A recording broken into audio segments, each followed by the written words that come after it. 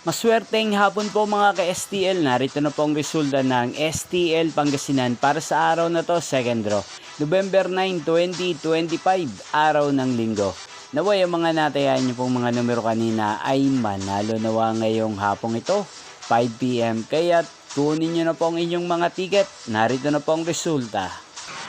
Ang mga numerong nanalo sa STL Pangasinan ngayong hapong ito, November 9, 2025, 5 PM, second draw. Result 37 at 29. In exact order. Again, 37 at 29.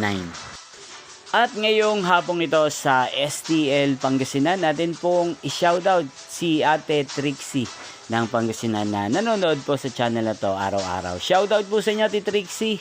Sana po ay nasa maayos kayong kalagayan. At sa lahat po ng mga taga Pangasinan, shoutout po sa inyo. Inyo pong napanood ng resulta ng STL Pangasinan sa channel na to, Roderick Hernandez TV.